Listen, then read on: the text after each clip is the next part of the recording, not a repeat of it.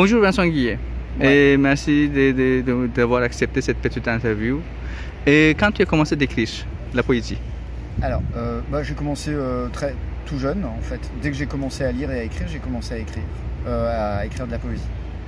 Et première publication de poèmes? Première publication de poèmes, c'est quand j'étais au lycée, dans la revue du lycée. Comment tu écris tes poèmes? J'écris mes poèmes par rapport à des lectures que j'ai eues ou aussi des expériences qui me touchent, que j'essaie de transmettre aussi. Et les auteurs qui t'ont marqué?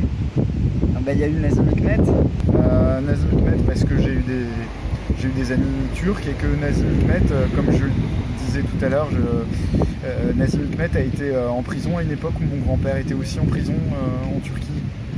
À la même époque, et du coup je me demandais ce que c'était que la culture turque et aussi la poésie turque, et Nazım Hikmet m'a bien plu pour toutes ses expériences et puis aussi pour sa grande connaissance de la littérature classique turque qui m'a toujours attiré. J'ai très tôt, à cause de la littérature romantique française, j'ai été très intéressé par ce qu'on appelle l'Orient. Donc qui commence avec la culture ottomane, gréco-turque. Qu'est-ce que tu penses de la poésie actuelle francophone? La poésie actuelle francophone, je pense qu'il y a encore des grandes voies à découvrir et que là en ce moment on n'y est pas. On est dans une zone de transformation au niveau de la poésie. Je vois bien que le monde est en train de changer, que la poésie continue toujours. Je vois qu'il y a quand même un énorme vieillissement au niveau de la poésie, mais que ça peut revenir aussi. La traduction? La traduction, oui, la traduction, aujourd'hui il y a beaucoup de grands traducteurs qui font toutes les traductions et qui laissent pas beaucoup de place pour les jeunes traducteurs.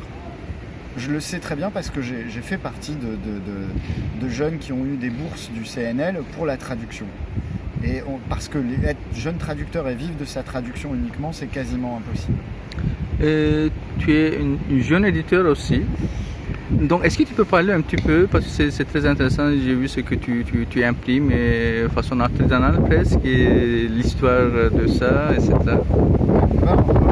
Un exemple, mais pour revenir à Nazım Hikmet, et c'est pas le seul, parce qu'il y a aussi Nazım Hikmet, ils sont tous intéressés à l'imprimerie. Et je me disais, si la traduction ne marche pas, si j'arrive pas à travailler correctement dans une maison d'édition parisienne, il faut que je puisse rester toujours avec les livres. Et l'imprimerie m'a semblé être un endroit possible pour trouver ma place, parce que il y avait des vieux imprimeurs qui m'ont dit que je pouvais faire ce travail parce qu'il y avait peu de gens de mon âge qui faisaient ça, et que donc c'était l'occasion par rapport à la poésie qu'on pouvait faire des petits livres en poésie entièrement imprimés à la main. Donc j'ai pris l'habitude depuis plein d'années, ça fait plus de 15 ans maintenant que je fais de la typographie et que je continue d'avoir des amis typographes, et cet intérêt pour la typographie me fait aussi rencontrer des éditeurs qui font aussi un peu de typographie ou qui utilisent les typographes pour faire leurs livres. Donc c'est fabuleux, c'est très enrichissant, et on regarde les livres un petit peu du coup de façon plus objective. C'est-à-dire qu'on désacralise l'objet livre puisqu'on le regarde parfois plus simplement comme un objet, et se dire mais comment réussir à bien le faire lire, comment faire que ce livre on va pas le mettre à la poubelle une fois qu'on l'aura lu. Or aujourd'hui on fait beaucoup de littérature ou de livres qu'on finit par jeter. Et moi, les livres que l'on met à la poubelle, ça me plaît pas. Je préfère qu'un livre, on puisse le lire, puis le revendre, puis le donner à quelqu'un, mais jamais jeter un livre. En tout cas, moi, je viens d'une famille ou d'une culture où on ne jette pas les livres. Est-ce que la poésie est un besoin, une nécessité pour les autres, pour les gens? Certains, je crois, que la nécessité ne le savent pas. Parfois, en lisant un petit texte de poésie à quelqu'un, parce que c'est bon, donc il faudrait que j'essaie de partager ça avec la personne à côté de moi, pas de poésie. Je vais lire des fois, je vois que la personne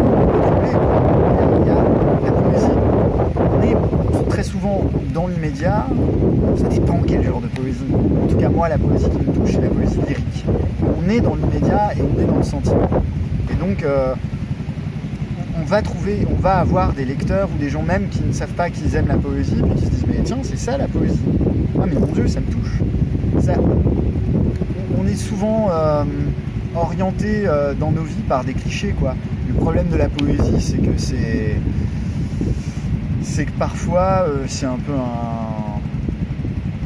un cliché, c'est un peu ringard, c'est un peu pour les vieux, mais comme je le disais tout à l'heure, la poésie est aussi un peu vieillissante, mais c'est pas vrai, hein. Là, ici, sur le marché de la poésie, je rencontre plein de gens jeunes qui écrivent de la poésie et des trucs qui sont vraiment très beaux, hein.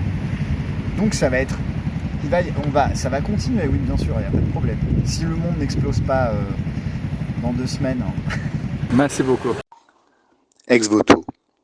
Je n'ai pas pu m'empêcher de glisser ce mot dans les limbes de ton placard, juste pour que tu puisses le lire plus tard, si d'aventure tu devenais archéologue de ton intérieur. Laissant les notices interprétant tes rêves, puisque tu y prêtes attention, tu l'as retrouvé après le départ. J'ai joué l'étonné. Par quel hasard? Cela voudrait-il dire quelque chose, sans doute? J'aime le laisser croire. Le monument aux mortes. Meurs si tu veux que je t'aime, proverbe albanais. Je suis la pierre et le lierre, sur toi, monter, ni jamais ployer, ni rompre, mais s'insinuer en tes formes et tenir debout penché sur l'eau des siècles. Ici là, nous irons dans les bois paradis, des ombres et des lignes mouvantes murmuraient des abus à l'incandescence, découvertes sous de grands réverbères de feuillage. À califourchon sur les branches, avec tous les droits de l'enfance, en surplomb d'une carrière de craie, dont la vive lumière fragilisée les arête, en son inconséquence calcaire de cratère, où l'éclat colle une caresse éblouissante sur les vêtements, débordant ses traces bleues sur tes veines argent, on voit un tatouage à ton bras. Fait par moi, et s'écrie à la ronde, dans l'alchimie des signes. Es geht weiter, deine Schmerzen werden immer gehen.